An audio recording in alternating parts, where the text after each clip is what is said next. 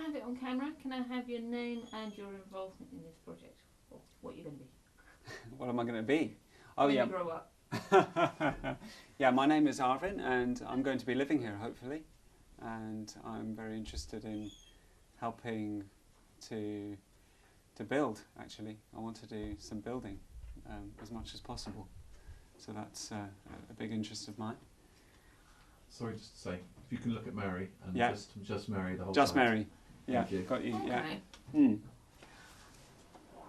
And you've got a young family. I mean, what's your hope for the project? What Well, do you need from it? regarding the family, well, I think for the children it will be really nice to grow up in a place like this with other children around and playmates and easy to walk to school in the mornings and be very nice. Yeah, I think it would be a great place for families.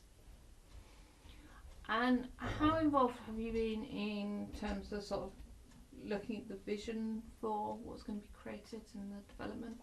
Well, I got involved about maybe a year ago, so that's when I first heard about it, and I'd been thinking along these lines for a while myself, so wanting to do something similar, and then I heard that this was a possibility, so I got involved, and I've been coming to regular meetings ever since then, as often as I can.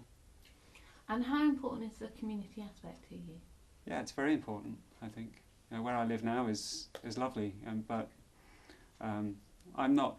I know my neighbours. I know who they are. I say hello to them, but there's not much interaction really, and there aren't that many neighbours either. Whereas I think somewhere like this, there'll be when people are coming together, wanting to live as a community, wanting to live together, then there'll be more of that, and I think that'll be great. Yeah. And how important do you think this development is on the wider community in terms of what it brings to the area and the need that there is for housing in this area? Well, there is a need for housing, that's clear. So I think more housing and more affordable housing is important, but it's not just that, because this is something different, it's a different model, and it could hopefully be an example of how people can live differently, and maybe inspire other people to do something similar, where people can come together and share their skills and share facilities and their resources for everyone's benefit. And I think that's something that's really needed in today's world,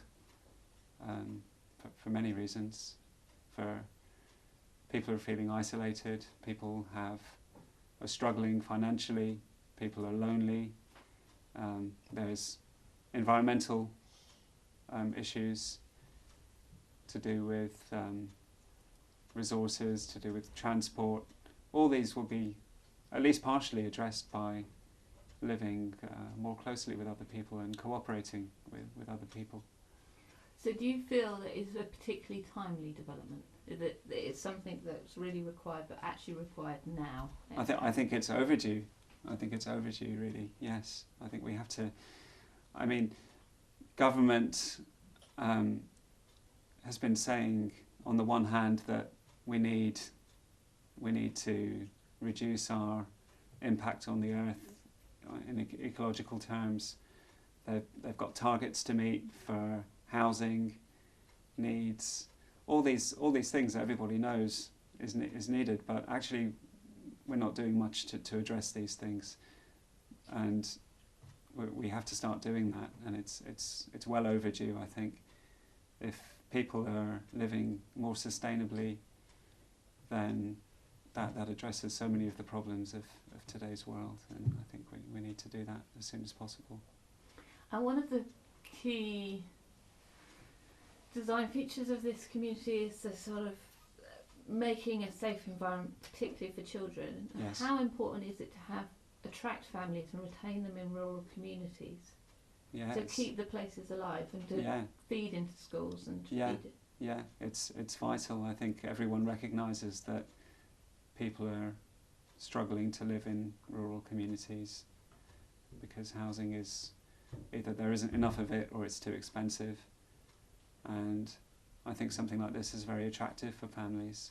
As I said before, There's opportunities for shared childcare, for children to play together in a safe environment where adults are all taking responsibility. We can, if I see someone else's child needs something, or something's not looking right, I'm going to go and help.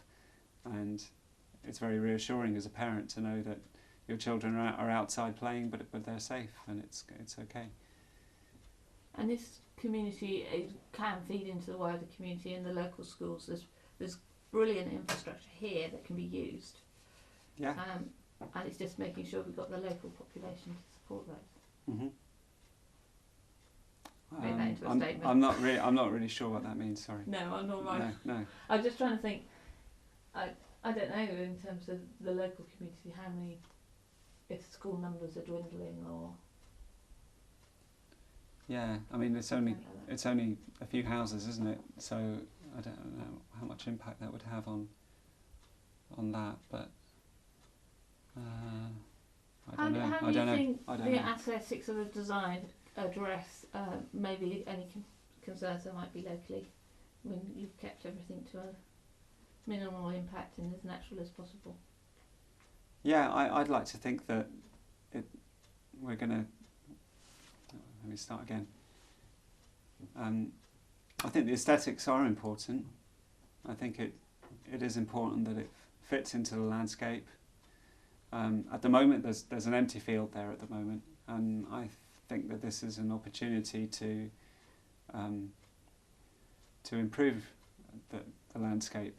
Not just build something that's going to be just something, but to do it with thought and to make it aesthetically pleasing, with planting, with not just the buildings but the trees, the gardens, the growing areas, everything really, to think of it holistically, to make it something attractive. I mean, I often look at new building projects and my heart sinks. I think that was an opportunity to do something special when you've just gone and put the same old ugly boxes there, and it's just more of the same. And it'd be great to have the opportunity to do something differently and to do it well.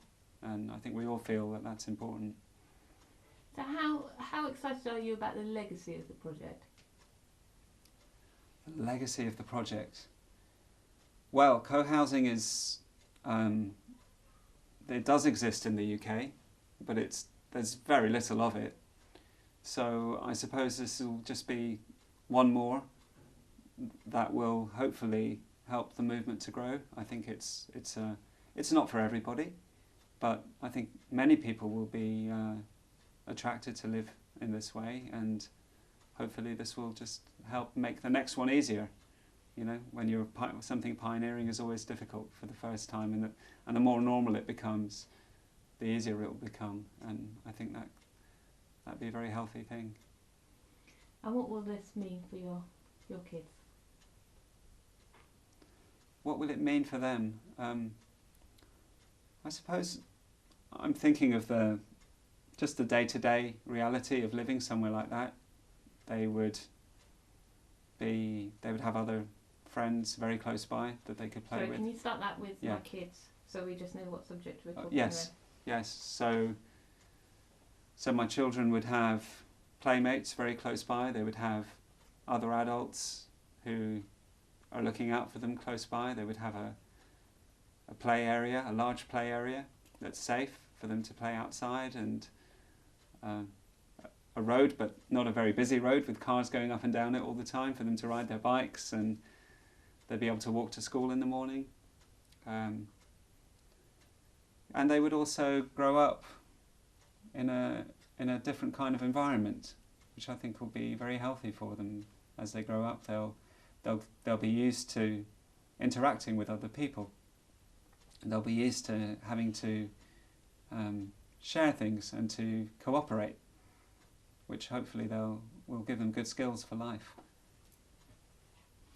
So you've got quite a lot of hopes hanging on this project then?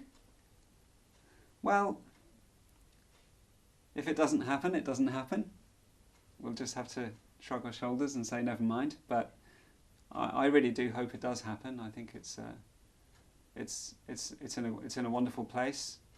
we've got good transport links here with 2 bus routes. We've got schools and shops within walking distance. It's the right place for it, and I think there's a need, and I think the time is ripe. So I very much hope it does happen. But if it doesn't, it doesn't. What to do? Cut. Now, whatever you've been told to say, can you say? Well, I'll just ramble and you can get bits of it, I suppose. So one of the things about the Sorry, can we just stop there? I think the eye line's a bit drawn. If you can, if you look at Mary the whole time, that'd be great. So, as part of our commitment to the co-housing project, we've been asked to contribute a few hours of community-minded. As part of our contribution to the co-housing project, all the people who will be living here have been asked to commit to several hours a week to community-minded work, whatever that might be. And if at the moment, if you ask me, Arvin, you've got to find another 4 hours a week in your life to commit to something, I'd say, well, I can't. How could I do that? I'm already so busy, and I don't have that kind of time.